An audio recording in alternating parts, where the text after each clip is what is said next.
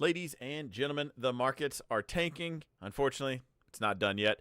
So we are going to talk about just some interesting things I saw price action. If you guys followed the last live stream, then you saw me talk about a specific gap down that happened in the ES. And I talked about how that's weird because gapping down in the futures just doesn't happen often. We talk about gaps on SPY all day long because people just don't know. That's an ETF. It's not what drives the order flow. And it's a very big problem with trying to play gaps on SPY because you're just desensitized to everything. The warning just isn't there. Okay, sorry. YouTube did the glitch thing, so I don't know if I was live or not. Anyway, we're going to talk about the market. Long story short, if you don't want to stay for the whole thing, I'm going to go through the dollar. Then we'll touch on Bitcoin, US dollar, Japanese yen, SPY, QQQ, IWM. I break down the futures first and then get into the ETF. But I think tomorrow is probably going to be a gap and crap. I think we're going to open green. I did buy calls at the end of the day. You guys saw that in the chat. What I will do is probably end up leaving money on the table because I actually am probably just going to lock the calls in the morning and probably consider going short. I don't know how I'm going to go short yet. Via SQQQ, I might buy QQQ puts. I don't necessarily like going long SQQQ call options. The liquidity is just not there, so it's hard to get a fill for my size. Maybe if I was trading a couple $100 account, I might consider that. Maybe because I'm only buying one or two. But leverage on top of leverage. So you got theta decay and an ETF decay, a leveraged ETF decay. Not entirely what I like to do, but I know some people out there are probably going to ask that. Anyway, I'm going to show you guys here in a second on the charts what I'm seeing, what I don't like. I kind of thought this was going to happen after the elections, but it looks like we're answering all these questions now. All right, so as far as the dollar goes, all right, so we ultimately, it's a little bit sideways. We're right here inside. Now, this is actually a yellow zone. That's what this white line is splitting up. Giant pink zone, weekly zone. This on the bottom is a yellow zone, and we've just been basing out with a little bit of a little hiccup below. As far as the open goes, it opened up a little bit up and then selling off. I did tighten up so I'm short the US dollar, Japanese yen. And I actually did tighten up and stop out specifically on this green candle right here. I know Cody did. He's the admin you see in the live chat. He's recently short this. Percentage-wise, ask him how much he's up just from this tiny move going short Forex. So he's learning now Forex is a different animal. And if you thought options or futures were fun, wait until you try this. But anyway, we'll do some Forex videos later.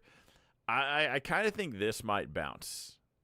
So I did tighten up. I know it's selling off right now, so I am still short. But instead of being short 6 lots, I'm now only short 3 lots. Remember, a lot is 100,000. So I only have 300,000 short this right now. I kind of think it's going to bounce, but then I'm going to add all those right back in. Remember, I do want to hold this for a much longer term. I'm thinking right now it's at 153. I want this to go, first of all, we break this 120-ish area down here. We're going for it. And I kind of want to hold this down to 110. That's ultimately my goal is to hold it through here. We're going to see a lot of price action in between. There's going to be a bulk that I own the whole time, and then I'll play the in and out game with some other ones, kind of getting cute. You know, I'll tighten out, and when it pops up, get back in short. So we're going to play that game now. For now, it is starting to break out of this monthly. This giant green, these two green lines is a giant monthly zone. Remember, that candle doesn't actually count until the month closes, and we'll worry about next month. So lock it out between now and then. Bitcoin, it did reject this zone, and if the markets crash, this is more of a disposable income thing that people are buying more than a store of cash, like people like to believe, more than an investment for some. So they're going to play this game, and when people get poor and they need money, like this seems to be one of the first things they pull out of. More of a discretionary thing. So I talked about how we could break this thing through because it seemed like every time there was a politician, no matter what side it was like, oh, Donald Trump's going to do this with Bitcoin. Kamala's going to speak about this on crypto. And so I was kind of curious. So we took a position in the growth account, even in my main account. I bought shares of Beto. One, cheaper. Two, on green days, I will sell calls against it to still make some money. But as of right now, we're probably going to start selling calls. And I bet this is going to take a dip. Almost enough that I almost sold a Bitcoin. I'm just shy of, 16 coins. So I thought I'll just take it back down to 15 or something like that. But I decided to keep it, so we're going to ride this storm again. But for now, I don't think this is going to sit the storm out. I do think this sells off as well. Now, as far as the S&P goes, here's the concerning part and what everyone needs to pay attention to. The gap down. We talked about this gapping down. Remember I said, was this a contract rollover? What is going on? Why did this sell off so much? So we gapped into the zone, sold off. We had like a little hiccup here at this zone. You had to go in a smaller time frame just to see it. Like, yeah, we had some buyers here, enough just to kind of hold it, and then we broke that. Not only, so we just zone to zone, almost like you would miss it. We hung out here, so you had some buyers here at this zone. You had about 4 buyers here at this zone. I was one of them, and down. But we're technically bouncing off this speed bump zone. Tomorrow morning, if we're up here, that might be the gap and crap. That might be the bear flag. And I'll go into a little bit more onto the NASDAQ as to why I don't think we're done yet. But as far as this goes, this is a relief rally. And the question is, how much of a relief rally? And if you're bullish, I don't know what you would do. It would be, and I mean extremely bullish, to get a rally all the way to this top zone right here, or at least the zone my mouse is in. Getting all the way up there would be a pretty decent short, but if we would actually make it all the way to that spot, then I think the worst is done. I think that's as low as we get for now, and we might just bounce around this little volatility box we made not too long ago at, end of June, most of June, last half of June. So we might hang out inside there. Right now, I am very curious if we even get above that. We have to fill the gap, right? Oh, we'll eventually fill that gap, like 2026. Just kidding. Can you imagine if it took that long? But before blowing through this, I want to make sure I touch on everything, because this is something we talked about last night, but it was like, I'm kind of, I even left it with cautiously bullish because, without this price action, kind of looking right here, all right, we're talking higher lows. The rally just continues. But that gap down, concerning, because that means there was 0 buyers at that level. We gapped all the way here for the first transaction to even take place. Now, that happens in an ETF like SPY all the time because people don't know what they're talking about. All SPY is doing is playing catch-up to the futures movements overnight. Again, it's like reading the Harry Potter books, but you only read the odd or even pages. You'll know the story. You're going to miss out on a lot of details. And right now, if I have my money on the line, I need all the details I can get. I don't want to play the guessing game. Is that a gap we're going to fill? Is that even a real gap? Or is that because they were asleep and they just woke up? So gaps to the upside, at least we know those always fill as far as the S&P. Every one of them always has, historically. But I just don't think we're done yet. I think we crossed off. We checked too many boxes to the downside. And who remembers the Rona crash? This is what this kind of looks like. And before you answer who remembers the Rona crash, I know you guys do. The part I just had highlighted. Here we go. Now, most people think this was this is where the Rona crash began. Let me get it centered right here.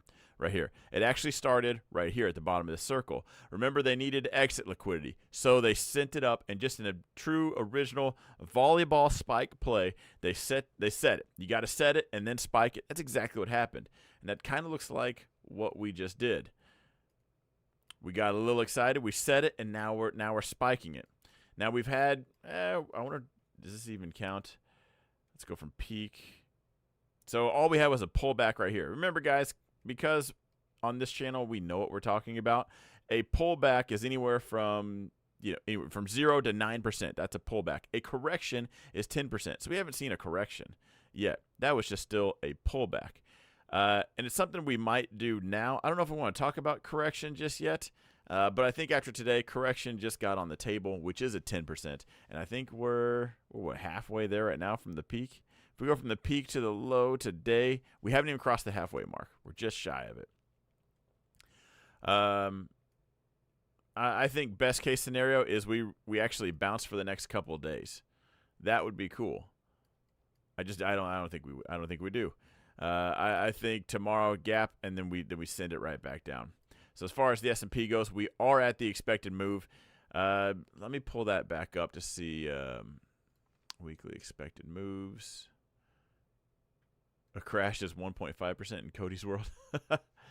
You know what really bugs me is other YouTubers and their just lack of knowledge or how they use terms. And hang on a second. So SPY right now, two standard deviations down, puts it at 531.73, 531.73. I can call that close enough. What I really don't like is how people talk about news. And if you're on my channel, then you know news is hilarious. Your little brains would blow up if you thought if you found out news isn't the reason the market moves. You know, they put that stuff out there to get you guys to herd the little sheep one direction, and it works. So you know, like the other YouTubers, all these, they have their commentary, they have their place. But have you guys ever noticed when people talk, it's just words just vomiting out of their mouth and it doesn't actually make sense? So right now, even the popular ones, I hate to call them out, like Meet Kevin. Oh, we're getting into a time where even good news is bad.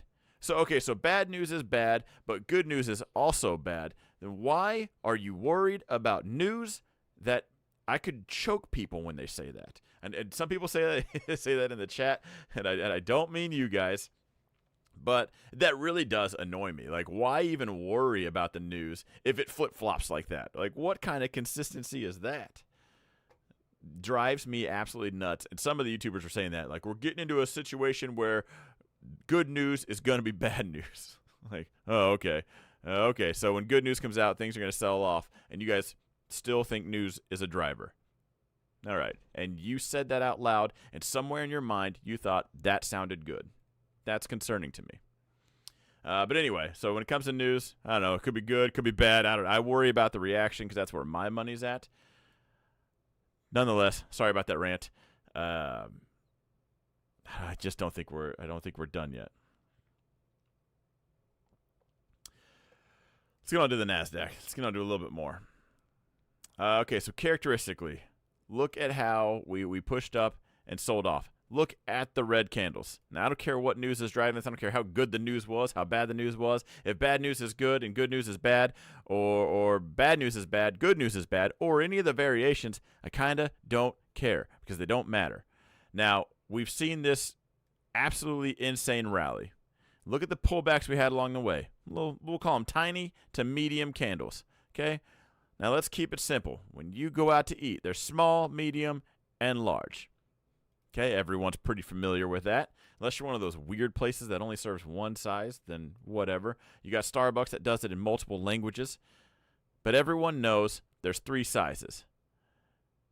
Hang on. I've learned over the years, everything affects the market, even moon phases. There's a legitimate YouTuber that thinks the full moon means something and literally trades the market off of moon phases. I can't take that seriously. Literally ever. In fact, the cool thing about AI is if I ever do open up a firm and someone applies and they have a YouTube channel, I'm going to use AI to scan their channel and see if they've ever said anything that's stupid. And it's going to be an automatic no. All right, so anyway, back to the 3 sizes. You guys have them all down pat, right? Small, medium, large. Here's a small, for example. Here's a medium. Here's the large. You see the difference in selling off? Right? Now, Steve asked me to elaborate. So this is me elaborating. I want everyone to pay attention, right? Get your thinking caps on or your listening ears on. Whatever your teacher told you that made you listen when you were 5, do it now. What does it take to move the markets this way? You need good news that's bad. You need bad news that's bad. And whatever you need a full moon or a no moon, a blood moon, a blue moon. Whichever one makes it go down, you need all of those in order because this is nothing. These are just little piddly little red candles that don't mean jack. Okay? This right here, when you get sell orders like this, either everyone's in confluence and all the small and medium people are in agreement, right? Now, even the small people, guys, are still a lot bigger than your account, okay? These are small institutions that still have millions. The medium ones starting to touch $1 billion. The big ones, billions, okay? So either A, Goldman Sachs and JP Morgan are now selling, or everyone around the world is selling. But look at the difference in characteristics, okay? This is slightly annoyed. This is, I don't really care. Slightly annoyed, angry, okay? This is you catch your girl with another guy. This is you, well, you know, like they're out shopping, okay? You randomly, maybe they met each other at the store. You can't tell. This is her texting another guy. This is you walking in on your on your wife with her boyfriend. See the difference in anger there? Everyone is selling. So that to me, so on top of that, you already have this. Okay, now let's just pretend the gap down and sell off didn't happen yet. And all we have is this. Okay, we got the piddly candles. Here's the medium. Here's someone on a diet restriction. Here's another medium. Here's a small. Here's another. So this person ordered a water cup, which is awkward. You know, everyone else got a drink. And then this happened. Okay, someone came in and ordered the large. I said, I don't care, large, extra sauce. Someone else agreed. I like that. Throw a little extra sauce. As a matter of fact, I want barbecue and ranch. We're not worried about calories. We're full send in this thing. Put some extra shiny cheese on there and make it happen. Okay. Now you might think the party's done. Okay, we've done this. We called our friends. Everything's done. Time to buy the dip. If we're going to continue this rally, it's time to buy the dip. But after we got a large and an extra large order, they called up their friends and said, let's do that again. And they gapped this thing down. So not only were we even slightly like, you probably had some people thinking we're oversold. Here we go. The pullback is done. Let's buy the dip scenario. Bad news is good. Good news is good. Whichever news was good that day, they might have bought it. All that was another bear flag. But not only that, everyone agreed. Not a single person bought the dip. Now stops are triggering. Either one of these stops might be triggering. They're getting in short. They're piling in and sent it even lower. And that's what should concern a lot of people is the gap down didn't happen up here. It happened after already a pretty impressive downward, not channel. We'll call it a pullback. So we pulled back down. We'll call it, if we go from the actual peak, we touched 6%, a little over 6% down. And then we pop up again, okay? And you bottom ticked it, top ticked it, up 2%. At that point, no one bought the dip. They sold it all off. You couldn't hang on to profits for jack. Characteristically, everything about that changes. Because look back here. We'll go from the peak of this red candle to this red wick right here.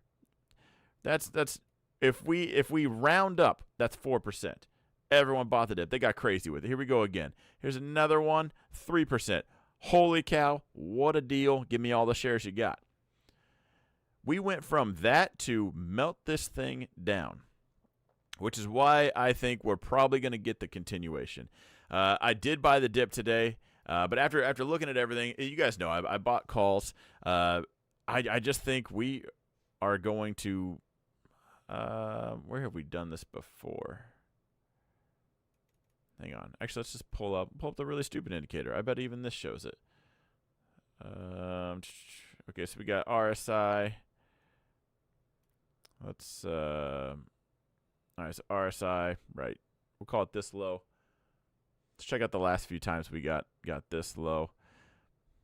All right, so same spot happens right here. These are really tiny candles. You'll get the gist of it. Let's just go right here. Before someone's like, well, that was too tiny. I didn't get the gist. Right here. RSI hit about the same level, still sold off. Now, I'm trying to point out characteristics of when this happened last. Here it is. We recovered a couple days. Here's a pretty similar one to now. We sold off, hit the oversold area. We bounced up this high. That took 2 trading sessions. I'd say that's pretty bullish. And then we doubled it down. And that's what I kind of think is probably about to happen again. RSI got just as oversold. We've seen these conditions time and time again. Here's another one where the RSI hits this. We bounce up for over. That's literally a gap and crap right there, what I'm talking about. So here's a great actual example of the same conditions. We sell off. Now, overnight, in the morning, we push up. There's the gap.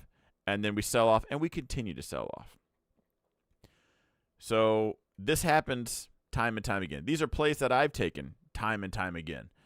We've seen these conditions over and over again. I'm surprised someone's not calling out a Head and Shoulders. It's like a Quasimodo Head and Shoulders. I'm sure someone thought I was going to come up here. Anyway, the guy clearly didn't work out his left or right side, depending on if he's like facing you or not. I don't know whose Head and Shoulders it is. But he's got a little tiny arm over here. Okay, this is why we don't drive motorcycles. You lose things. Can this be recognized on a smaller time frame easily, say hourly? No. Because you get to the smaller time frame, at this point you're starting to introduce noise. And let's just see how many times. So we entered today already oversold and just continued to sell off. The one thing, and I hate to even bring up indicators because they're really just garbage. And the reason why I say that, guys, is because you're just human. The second you find out an indicator works, it'll work occasionally 1 or 2 times, maybe even a few times. Someone's going to say they went on a winning streak with it and whatever. You'll just naturally, over time, trust that more and more and more. It'll carry more weight than it's supposed to. Then you're making decisions off of it, and you'll start to lose money. So here's the hourly. Got this oversold. Now look between here, right here on the chart, to when we're not oversold. We went from the RSI down to RSI is at 1250. We went to the RSI up to 60. We'll call it 62. We'll round down 61. Now RSI, we went oversold right. Oh, here's the oversold right here. Okay, so RSI really oversold. QQQ is at 482. RSI pushes from oversold to not overbought, but we're getting up there. It pushes to 483 at the peak. So going out and buying the dips because we're oversold, all they did was cool this thing off and send it again, and it went much lower. So maybe you can find a divergence in there. I don't know how else you would maybe would track that. And I bring up the RSI as much as I've made fun of it for that very reason, because it is the strength index. So you'll see the overall strength and where it's going over time. And if you see that, that's just a very easy indicator of indicators are cooling off, and that price isn't going anywhere. So if you see that, I'd say that's probably more likely for the continuation. Kind of like this. Let's say you're bearish. Look how overbought the QQQ is over here. And we go from overbought to about halfway on the RSI. This thing pulls back. The market sneezed. That was it. And then we ramp to the same overbought levels, a little bit less, but we go from 487 to 502, almost 503. So if I was trying to look for it on a smaller time frame, I would probably use that as an assistant, I guess, to maybe double check on things and see what's up. What was the driver of this sell-off? Well, if you heard from the beginning, good news is bad. Bad news is bad. I don't know. There's probably a lot of reasons. Is it from Tesla and Alphabet missing earnings or something else? They don't carry that much weight. Let me take that back. They do carry weight, but no. I think this is a lot of things. And what I kind of am concerned about is recession talks right now. Now, we talked about it for a lot because there's the stock world and the real world, and we've been talking about it for a while. The real world, things cost a lot. I don't care what the government says about inflation. Not a single person feels it. Yeah, every week we talk about how inflation's coming down. Yet every week people are like, why do groceries cost this much still? And which one's more important? Which one's in touch with reality or not? But I think a lot of these things, there's AI hype in there. We've talked about separating the men from the boys. There's a lot of probably contributing factors. And, it doesn't really matter what news comes out. If you want to really trigger a sell-off, pop in a red candle, okay? This red candle will trigger way more sellers than any of your bearish news that comes out, or headlines, or some parrot on the news just repeating words. Are the red candles more or less meaningful if they're sparked by earnings? That's a good question. Earnings is just kind of everyone, all hands on deck, so they saw it. But earnings is done once it's done, it's done. I don't know how else to say it. I don't want to sound like Kamala. I don't know if you guys remember that clip. Today is today. Yesterday was today. Yesterday. Today or tomorrow is today. Tomorrow. Like, it was just a bunch of weird stuff. But like, once it's done, it's done. There's no like that's why option. That's why there's Vega crush, because the volatility just comes down. We got the announcement. We kind of just back on board now. Unless they came out on an earnings call and said things suck and they might suck again tomorrow, we'll let you know. And then we're waiting for like another call. But right now, I don't know what would be the driver, and I don't know if it matters, which is why I don't care what the other YouTubers say, and it's why I went on that rant. What is more important, what somebody says is the driver or the actual reaction? Because right here, you can say it's because Biden quit. You can say it's because Trump's going to do this. You can tell me Trump's going to come on stage and do a cartwheel, and that's how he's going to dodge the next bullet. I don't care. If this is the reaction, people are voting with their wallets, and that's what to me is more important. I don't care about the puppet on stage, the parrot repeating words. I care where are they putting their money, and right now, they're putting it somewhere else. So let's talk about the Russell, because the Russell sold off as well, and a lot of people are talking about small cap. Small cap does still, it looks like the old Tesla, just a giant bull pennant right here. Small cap, as far as it goes, held up pretty well. But I don't think it's going to avoid this. If we turn into recession or things get worse, this is coming down as well. It might hold up a little bit better. Hang on, there is, let's pull up the images, the heat maps. I want to shout out to Steve. You want to talk about rotation? Now, he did post this in the chat. So here's I said they took out the generals. Look at we got Apple, Nvidia, Google, Microsoft, Meta, Amazon, Tesla. The big ones, they're red. Right now, you're not gonna have a green market with those guys red. But check these guys out. So we got AT&T, NEE, Guild, BMY. So this would spark some rotation conversations, but I think more importantly, there's probably more rotating into cash, maybe a certain bond, and just kind of out of the markets for now. I think things get a little bit lower. There's a lot of companies that just can't. Imagine you're a money manager and you tell your client you're all in cash. They're going to look at a heat map one day, see that it's green, and be annoyed. So you can't just be in nothing. So there'll be more in cash, more in bonds, but also like, oh, hey, here's the stocks we're in as well. I will not rotate to the Turtle T. Yeah, there's no point in ever buying AT&T. I would rather have a savings account. But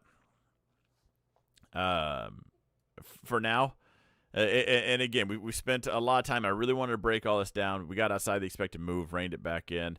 I think tomorrow I'm looking for the gap and crap. If we're green in the morning, hopefully we get there.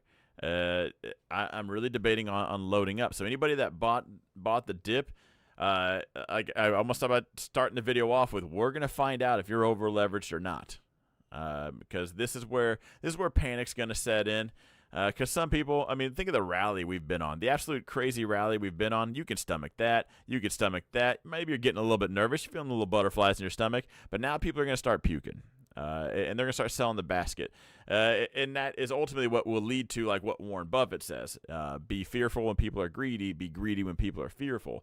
And we're probably almost there. I know there's a greed and fear index, but I bet we're about to trigger that, and that will make a pretty decent dip buy. But for now, I would wait in case we double this thing down and double the sell-off. As far as it goes right now, so right now, absolute peak to bottom, almost at a correction territory. We're at 8.5%. Correction would put us right here. Let's go to QQQ so everyone knows QQQ. They don't really trade futures. So go from the absolute peak. All right, 10%. We enter correction territory right at 453. Now crash territory is, we've officially crashed at 402? 403. 403 is an official crash. I don't think we get that far. I think at correction territory, I can stomach a lot, and I'm going to start buying a lot. which puts us right down here at this area down here. And again, I just want to cover the bases because last night we talked about this gap, and I didn't brush over it, but I probably should have spent a lot more time on it so that people weren't surprised today with this sell-off. Lisa said we hit fear today. Okay, good. So hopefully, I don't think we're done yet, but maybe we're past the midpoint. So I will look for the dip buy, but we don't know how long and drawn out this is going to be. Do we quit the big candles and switch to, do we go on a diet? It's a bunch of medium and tiny candles. Do we just rip the Band-Aid off? The market does not like to just rip the Band-Aid off. That annoys me because this would be so much easier as traders if we could just rip the Band-Aid off. Just send this thing down. I don't care if we crash every other month. Just make it happen, Captain. Get this thing over with. I don't care if Goldman Sachs has to click market buy or market sell. Rip this thing off. Let's sort it out at the end. Probably all-time highs by Friday again. That would make all of this, I don't want to say for nothing, because in the future you definitely want to be mindful of when futures gap like this. Not even at the absolute peak. We're not at all-time highs and gapping down. That's kind of just weakness, and we're looking for that supply, right?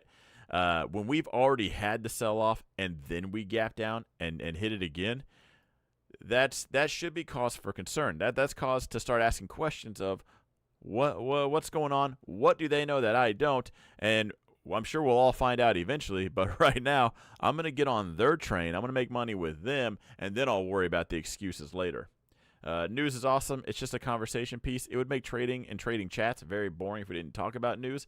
But remember, the charts come first, news comes second. Like, let's worry about the red candle, and then let's talk about what happened after. Like, all right, my money's here, here, and here. What do you think drove this? I don't know, Pelosi did something. You know, we can BS back and forth then. But for now, let's make sure the P&L is going up so we can have that conversation in a good manner. But anyway, I'm going to wrap up just the futures part with this, and it's just hang tight on buying the dip. I don't, what's going to suck is the next 2 days we're going to be green Thursday and Friday, and everyone's going to go, oh, that aged well. And then I hope we melt down. Not that I hope that, but I've seen that happen. So to avoid looking like a fool, I would walk on eggshells for the next couple days. We're not done with the whole stream, just this one part. You guys know these get clipped out and played in the morning. But again, I would tread lightly. This is a warning sign. Maybe that was the final blow. The final just ripped maybe this was the rip the Band-Aid off. And yeah, we're at all-time highs next Friday. And we'll blame it on Kamala or Trump or whoever's running vice president, this or that. Who knows? Who cares? But for now, hang tight. Sell calls below the money. We're going to talk about that because I am going, as of right now, I'm going to keep NVIDIA and Beto in the account, but we are going to start selling calls. So do you think we drop Friday? I think we drop tomorrow. I think tomorrow is going to be a gap and crap. I think tomorrow we open up green, and then we melt down.